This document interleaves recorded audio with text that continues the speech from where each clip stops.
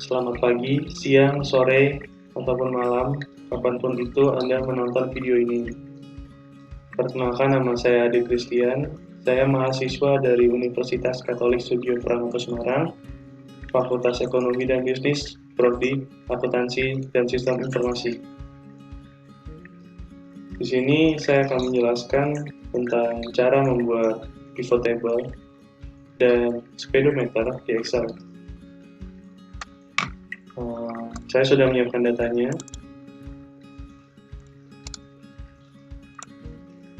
Ya, ini data speedometer saya, dan ini data pivot table. Saya mengambil data service motor. Nah, untuk membuat pivot table, kita ke menu insert, kita pilih pivot table, dan di sini kita akan memilih data atau menginput data, serta memilih tempat untuk menempatkan pivot table yang akan kita buat. Saat memilih data, kita akan diberikan dua pilihan seperti ini. Yang pertama itu kita memilih data, range data pada worksheet ini, ataupun memilih data dari luar. Saya memilih data di worksheet ini karena ini sudah saya buat. Kemudian kita akan menempatkannya. Ini juga ada dua pilihan. Anda bisa menempatkan pivot table tersebut di worksheet baru ataupun di worksheet yang ini, yang saat ini kita aktifkan. Kalau Anda memilih yang kedua, Anda tinggal memilih sel mana yang akan Anda pilih untuk membuat pivot table, dimana saja boleh. Tapi saya akan membuat worksheet baru supaya lebih rapi. Oke. Akan muncul tampilan seperti ini. Cara mengaktifkannya adalah kita tinggal ada dua cara sebenarnya. Bisa tinggal memberi centang pada kategori di pivot table fields ini, ataupun kita bisa drag ke masing-masing kolom yang ada di bawahnya, fields yang ada di bawahnya. Masing-masing field mempunyai fungsi yang berbeda. Yang pertama itu filters. Filters itu untuk menyaring data spesifik sesuai yang kita butuhkan. Kolom itu menyajikan data fields dalam bentuk kolom, sama juga rows menyajikan data fields dalam bentuk baris. Kemudian value itu menempatkan data fields yang akan dibuat perhitungannya. Mungkin di value ini saya akan menempatkan data-data dengan tipe angka gitu ya, angka nomor. Kita tinggal drag aja. Misalkan saya mau mengaktifkan nama, usia, dan biaya service. Nama saya akan masukkan rows, usia, dan biaya service. Maka akan muncul seperti ini. Pada sumber data tadi kan di sini ada jenis kelamin, ada kapasitas. Nah, misalkan di pivot table ini saya ingin memilih jenis kelamin laki-laki nih. Saya tinggal drag ini ke filters. Lalu di sini ada select multiple item. Select multiple item itu biasanya kita kalau pilihannya itu lebih dari 2. Tapi di sini kan saya mau pilih laki-laki, tinggal klik aja laki-laki di sini. Oke. Maka akan muncul orang-orang yang berjenis kelamin laki-laki. Ada lagi, misalkan kita mau cari laki-laki yang mempunyai motor dengan kapasitas 150 cc. Kita klik aja kapasitasnya, kita drag ke filters, kita ubah deh. Nah, di sini kan ada pilihan banyak nih. Kalau tadi kan saya mau memilih 150 cc. Oke, keluarlah orang-orang laki-laki yang mempunyai motor 150 cc. Nah, di sini kita bisa select multiple items. Kita bisa memilih laki-laki mana yang mempunyai motor berkapasitas 150 cc dan 250 cc. Kita klik aja duanya ini. Oke. Dan inilah orang-orang. Dan selanjutnya kita juga bisa, kalau udah di sini, kita juga bisa mengubah sumber datanya, yaitu dengan cara analyze. Pada menu analyze ini ada change data source. Kita klik aja. Nah, kita tinggal memilih range data yang kita gunakan. Misalkan kalian hanya memerlukan nama, jenis kelamin, dan usia. Kita pilih aja seperti ini. Lalu diklik OK. Nah, kita kembalikan seperti awal.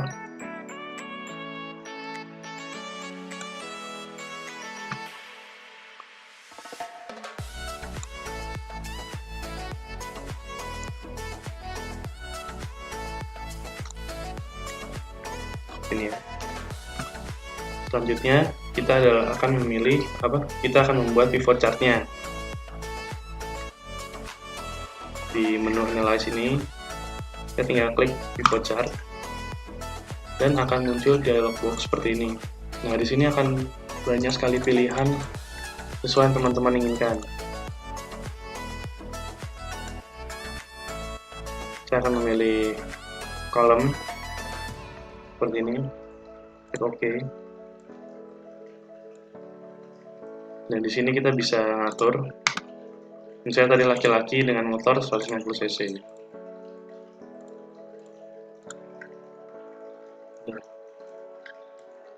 Demikian penjelasan tentang cara membuat pivot table. Semoga bisa bermanfaat bagi penonton. Oke, selanjutnya kita akan membuat chart speedometer. Saya masih menggunakan data yang tadi. Ini data yang sudah saya buat, speedometer. Untuk membuat chart speedometer, kita akan menu bar insert. Lalu pada bagian chart ini kita memilih yang bentuk donat, yang bentuk kayak donat. Nah, setelah muncul kayak gini, ini kan masih kosong. Kita harus mengisinya dengan data-data ini. Caranya gimana? Kita klik ininya. Bagian desain ada select data. Kita klik aja. Lalu kita add. Ini series name, kita pilih speedometer.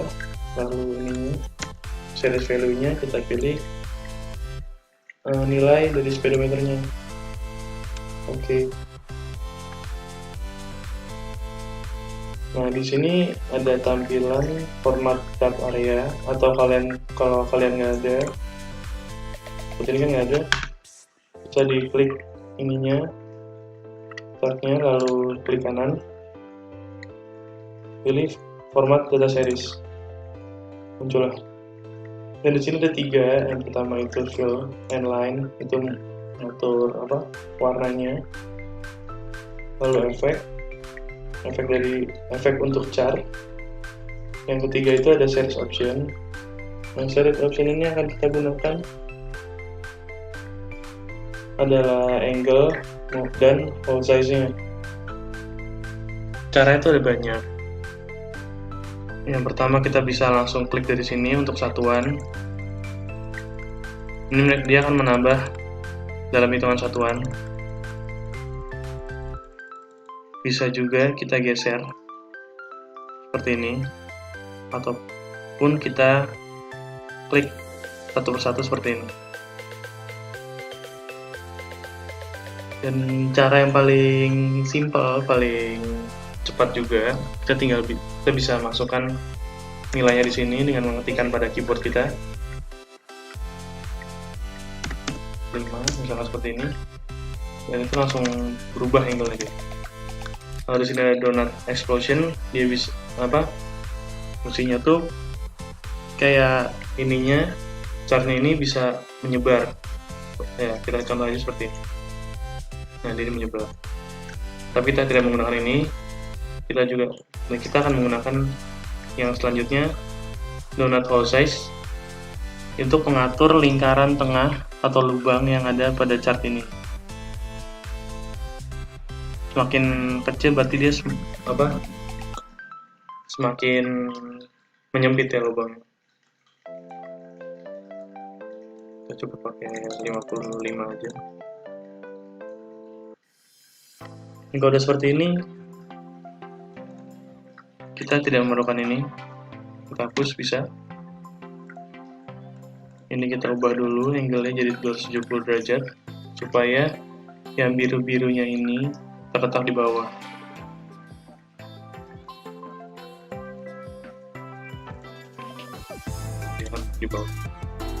Nah, kita nggak pakai yang biru-biru ini.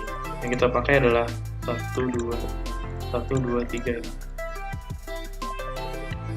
Caranya kita akan menghilangkan bagian yang berwarna biru ini, tapi bukan di delete. Kita cukup klik hingga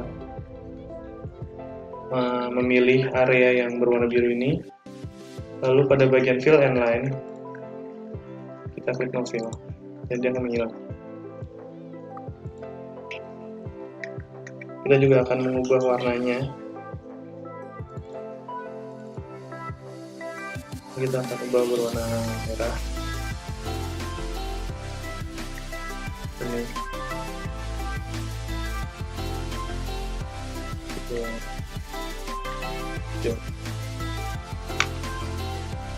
Nah, ini sudah jadi speedometernya. Selanjutnya kita akan buat pointernya.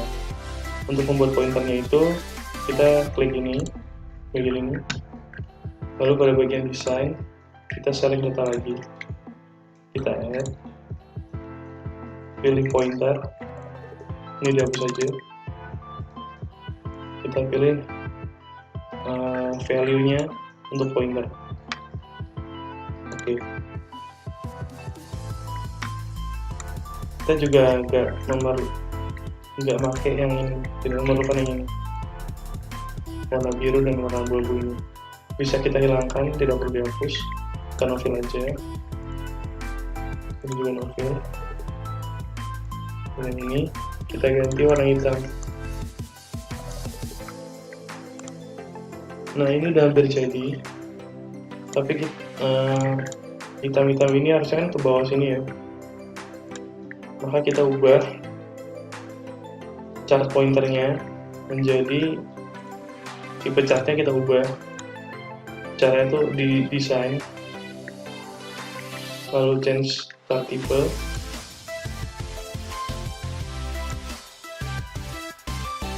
dan chart type. Lalu pada bagian pointer, di sini ada pointer, kita ganti menjadi pie chart. Nah, kalau udah seperti ini kan kelihatannya hitam-hitamnya di belakang chart speedometernya. Kita forward jadi seperti ini. Lalu oke. Lalu kita pindahkan ini, kita perkirakan, misalkan 12 nggak mungkin di sini, jadi kita pindahin. Nah, misalkan ini 12 ya, ini 12. Oke, ini udah hampir jadi. Yang harus kita lakukan adalah memberikan nilainya, menunjukkan nilai. Ini chart pointer ini menunjukkan nilai berapa, yaitu dengan cara klik hitam-hitamnya, lalu add data label, dan keluar angka 3. Di sini kan kita hitam-hitam chart pointer ini kan hitam-hitamnya menunjukkan nilai, tapi di sini malah menunjukkan pointer. Cara mengubahnya gimana? Kita klik aja ini sampai kita bisa menghapusnya. Ini nggak perlu dihapus sampai seperti ini. Pada formula bar kita tulis sama dengan dan pilih sel pada nilai pointernya 12 di sini ya, F2 kalau di punya saya, lalu enter. Nah, secara otomatis dia akan berubah menjadi 12. Kalau udah seperti ini, kita bisa mengubahnya misalnya 20 ya, 20, dan dia akan bergeser dan data labelnya juga akan berubah menjadi 20 sesuai dengan nilai pointer yang kita masukkan. Semakin besar nilai pointernya, maka akan semakin bergeser ke kanan. Semakin kecil, akan bergeser ke kiri. Demikianlah hasil akhir dari chart speedometer.